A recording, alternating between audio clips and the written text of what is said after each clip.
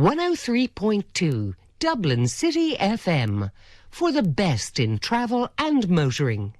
Mixed martial arts. No one else talks about it except us. On the ball. Dublin City FM. Hello everybody and welcome to this week's edition of MMA here on Dublin City FM, courtesy of the On the Ball sports show. So we've got Ken on the line as always. How you doing, Ken? Neil, how are you? I'm good. Fantastic. It's good to hear from you. This was some week. Hold on. What's going on here? There's an issue in the studio. Poor old Chris feels he's been snubbed by everybody here. The last 10 minutes by absolutely everybody. You see, that was kind of a leading intro, Ken, because I just thought if I kept putting you over, that would really rub it in. Okay, well, I feel I deserve to be put over that much anyway, so... No, exactly. Doesn't bother me, it's okay. Well, we're all in anyway, and we're to talk about the obviously all the week's news in mixed martial arts. We're here with you for about 10 minutes, and it's the first thing we have to talk about, and if it takes up the whole slot, so be it. But this John Jones and Daniel Cormier brawl, we just need to get to it straight away. Basically, they were doing a press conference looking forward to UFC 178, and obviously we have some homegrown interest in it as well, with Dustin Poirier and Conor McGregor being on the main card. But before we talk about that, we have to talk about John Jones and Daniel Cormier. Basically went face to face for some photo ops during this conference. John Jones put his forehead up against Cormier. Cormier pushed Jones, and then all hell broke loose. The backdrop behind them with the sponsorships and logos fell down. They clattered through the ground off the stage itself. It looked like 30,000 Tony Gurrias and Rene Gallets were pulling them off. And it was actually the second part of that sentence that was probably the most dubious. But Ken, tell me about this, and tell me about what this means going forward in terms of how well this show's going to do. Well, I mean, the first thing is to give you a little background on the situation. Before the face-offs before the public, behind the scenes, everybody was together in one room, and McGregor and Poirier were being kept apart by security. Not that they were going for each other, but there was a lot of tension between them, so they were the security was looking after them. Meanwhile, Cormier had introduced his wife to John Jones. The two families were intermingling. They all seemed okay. They came out on stage, and you said they went face to face, but obviously, Jones is about 8 inches taller than DC, so it was more like chest to face. That's true. And Jones leaned down deliberately and kind of nudged his head into Cormier. Cormier then pushed Jones, but he pushed him very much in the throat area, which I think what particularly lit Jones's fuse. So Jones started to move forward toward Cormier. Poor Dave Scholler. Anyone who knows who Dave Scholler is, he's the UFC's PR guy. He's about 5'9". He looks exactly like John Anik, their TV presenter. He really does. And he tried his best to keep Jones back, and Jones just discarded him. You know what I mean? Just pushed him. And so he was the one who went flying through the backdrop, which made it look even more chaotic. And then Jones just flew in with a left onto Cormier, and Cormier kind of grabbed onto him. Security grabbed onto Cormier, and everybody just went tumbling off the stage. And I mean, if you watch the video close enough, you can see Jones raining down some really hard lefts from the mount, while Cormier tries to punch him from the bottom. Then they were pulled apart by security. Cormier takes his shoe off, throws it as hard as he can in Jones' direction, misses, hits a reporter, a female reporter at that. Unbelievable.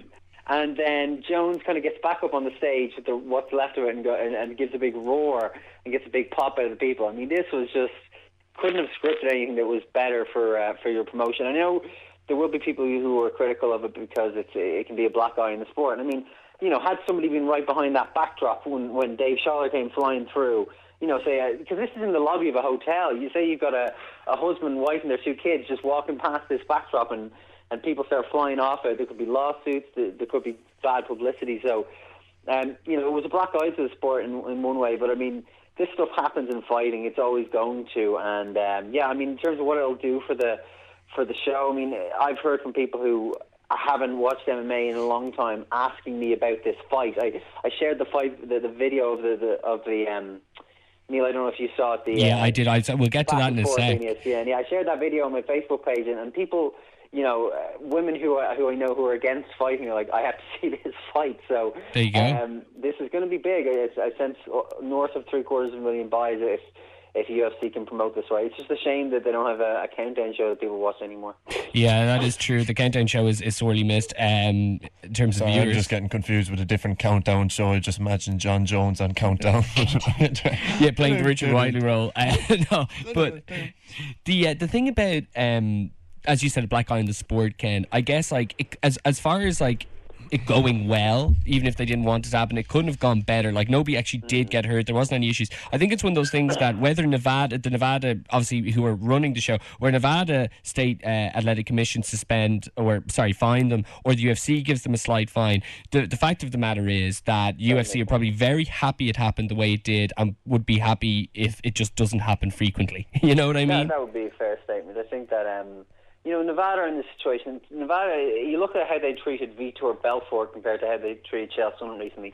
Vitor got no punishment whatsoever and was allowed to fight off the back of a failed drug test, whereas Chael, who's retired, was suspended for 2 years. And the reason it's fairly transparent is because there's money to be made off Vitor Belfort in January in Vegas, whereas there's not Chael Sonnen. Similarly, I'm sure they're going to slap these two guys on the wrist, but they're really going to, issue out a suspension, which is going to cost them this fight, and then the UFC may cancel the card. No, of course they're not. So I wouldn't worry about that. But yeah, I think it might cost the two of them maybe a $10,000 fine each. But if they each make an extra $250,000 or $500,000 off the pay-per-view, then I don't think they'll be too disappointed. After this incident took place, they were both interviewed. Obviously, they were kept separate. And John... At their request, by the way, Neil, they were scheduled to be in the same studio. Yes. John Jones... I heard they were carpooling together. You think it's all a fix? John Jones was... Well, I wouldn't say it's a fix in any way, but I do think that Cormier's shoe throw was inspired by Ric Flair. What do you think, Ken? Well, he didn't drop an elbow in his jacket, though, so I don't know. I hear he did take off his watch and say it cost more than his house. But John Jones did say that he just couldn't believe for an Olympian that he was able to take down Cormier so easily, and that's just an incredible line. But the real meat and bones of the hatred, I think, came across later on in the week, Ken, when they were doing another interview, and basically somebody captured a conversation that happened during the ad break. Their mics were still on, and John Jones basically, or Cormier asked John Jones during the ad break, "Are you there?" As in, can you still hear? The other way around, yeah. Jones said, "Are you still there? P something Y." And sure. And then they went back and forth. There was a lot of dialogue which we could not repeat here, but the key things that we can repeat are that Cormier said that he would spit in John Jones' face, and he said that he was a terrible human being and called him fake, while John Jones said, "I will literally kill you, Daniel. I will literally kill you. I don't mean we'll have a fight, I mean I will literally kill you," which you have to be careful, because some of that stuff could get them a little bit more heat. But again, that they're not to know that this is going to be public consumption, Not like I said this in an interview. Family-friendly sport and show here. We can't repeat such bad language, but we will say he will kill you. Yeah, it was so intense. And in a way, I think it can do a lot to build up the fight, because people understand that the fight game is built on spin, and it's obvious these guys don't like each other. I wouldn't be surprised though if Dana White or someone gave them a little push towards that. Maybe they didn't see it exploding like that, but just a little kind of... Dana White was in Bora Bora on the beach when that's it. Yeah, Dana White was on. People are saying that the altercation at the press conference mightn't have happened if Dana was around. I can't see anybody pushing Dana White out of the way they pushed Dave Scholler out of the way. That's very true. But just respect, Just going back though to the incident that took place during the commercial break. The fact of the matter is that people know that the fight business is built on spin, and rivalries are built on, if the rivalry is a 5 out of 10, the idea is you promote it as a 10 out of 10. You just amp it up a little bit more, get people interested. But the fact that these two guys had such vicious dialogue against each other, when in their minds nobody was hearing it or going to hear it down the line, that getting out, I think, for a lot of people is really the moment where they say, I can't miss this fight. Because that's when it becomes 100%, the beef becomes completely and utterly legitimate. Do you know what I mean? Absolutely, yeah. I don't think there's any denying that. And, the kind of, is it legit, is it not? That's from fighters to the fans on the internet who want to be smart. It's not really a big public thing, Yeah, absolutely. So it's just going to be a hell of a show when it ends up coming around, and that will take a while because from next weekend on, Ken, we've got I think we've got what is it 16 weekends in a row pretty much or something like that. Something crazy. I can't even remember the schedule, but it's fights just sneak up on you now. You've no time to be prepared, but this is one I think we're considering that and the McGregor fight. I think on these shores this is one that people are going to be ready for. Go ahead there. Sorry, just speaking of fights, I'm watching the match here. It's about to be a goal for Kilkenny. Oh, that's a black card challenge if I've ever seen one. But just speaking up on fights sneaking up on people, Carl Pendred kind of came out of nowhere there to get onto the Stockholm card. Yeah, I think the UFC wanted to get the Irish fighters who fought on that Dublin card to turn around pretty quick, and they're always keen to have Europeans fight in Europe. I think sometimes they don't really understand that. Europe isn't a country like America isn't a country where you know what I mean, where you can just book the guys anywhere and they're going to be these massive baby faces. But certainly, I'd say for Cahill it's easier. There's not going to be the same jet lag, that kind of thing. So, and his opponent, whose name escapes me, they're not they're letting him along in a nice slow pace. They're not throwing him in there with a killer by any means. Okay, so just going back, speaking of Irish interest, obviously we've got McGregor and Poirier on this UFC 178 show with Jones and Cormier headlining, but Eddie Alvarez is supposedly in serious negotiations now because the Bellator deal is just like, this has been an odyssey. We don't have to go into it, but the point is, they still feel that there is a chance they can get Alvarez before the end of the year, and they would ideally like to, I guess, match up with like Cerrone, I think, is it, for the show. Is that still a possibility? This close to kind of the card? I believe that was. It was like 10 days, 2 weeks ago that was on the cards, and I think at this point with, 6.5 just under 7 weeks left of the fight. Like neither fighter could have a full camp, and as well, I don't know why they were so intent on putting that on UFC 178 when there are other cards like 179, that 180 that could really benefit from a fight of that caliber. So. No, it doesn't look like it. I think it's more complicated than they would have hoped, because Alvarez coming over from Bellator, that was based on a certain deal that the UFC were giving him, and whether or not they're giving him that deal now, I don't know. So I think for Eddie, he just wants to go where he'll make the most money. I don't think that's a set of negotiations that's going to take place overnight.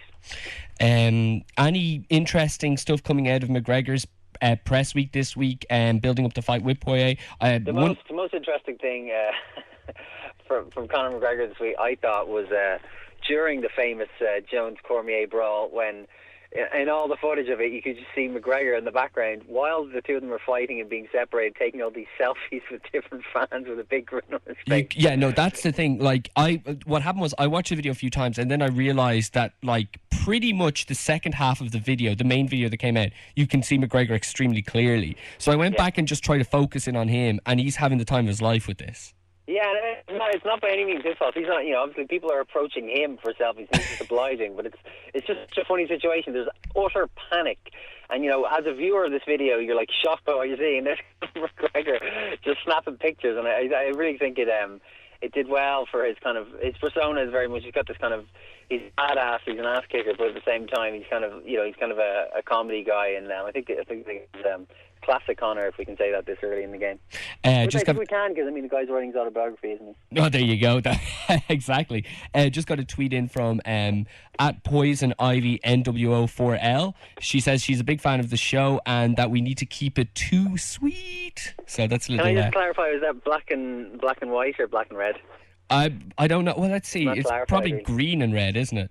If it's at Poison Ivy NWO. I want to point out there's a very Batman theme going along here. Neil in his Riddler costume. I'm wearing a Riddler costume on the air, Ken. Oh yes, Neil. I saw some pictures on Facebook. It's just a shame it's not a TV show. I know. Well, that's the end game. It's not a shame. Well, thank you very much for it. Conor McGregor said that Dennis Seaver was a midget German steroid head. What do you think of that? I think it's he's small. He's got steroids on his record, so I wouldn't say it's unfair. The Paul Heyman DVD came out this week. My Name is Paul Heyman. Incredible DVD. Talked a lot about, briefly touched on the idea that he was going to beheading a lot of investors in signing Strike or buying Strikeforce, and the idea would have been to have Lesnar in his first fight, yeah. In his first fight, be the kind of the promotion built around him. I guess they would maybe do a Fedor Brock showdown eventually. But also on the DVD it was mentioned that Fedor and Brock came very close to happening in 2012. What do you know about this, and how close did it come to happening? And were they really thinking Dallas Stadium? Yeah, I mean, I think Dana mentioned this. Dana had a meeting with Brock, and then thereafter said it went very badly. And about 3 months later, he let it slip in an interview, about Brock and Fedor, and people were like, "What are you talking about?" And he said, "Oh yeah, remember I had that meeting with Brock? It went really well." And he put together a deal for Brock to fight Fedor, and Fedor had agreed to it in principle. No bout agreement was signed yet. Brock was in pre-camp. This was just after his fight with John Cena. And Fedor's father died, and Fedor just said, I don't want to fight, I don't have any interest in fighting again, and it was taken off the table, which does tell us that his WWE contract, at least in his own mind, is non-exclusive. Yeah, well, we'll have to see. I guess like this March, his contract is up. And this April coming, April 2015. So I don't know, Paul Heyman has been doing a lot of promotion for Brock and saying that the most interesting thing about Brock right now is that for the first time in years and years, and in the history of his fighting career anyway, he's 100%. So maybe if they do really believe that, and that is a significant fact, maybe that will allow him to perhaps entertain the idea of mixed martial arts once again. We're out of time. Thank you very much, Ken. Chris, as always, we love having you. You're here anyway, so even if Martin doesn't want to acknowledge it, that's all I'm going to say. If you want to catch any archives of today's show or any shows from weeks past, there goes Ken. You can go to www.thisaintfake.com, and of course you can join us at the regular time of 4 o'clock next week. Mixed martial arts. No one else talks about it except us on the ball. Dublin City FM 103.2 Dublin City FM.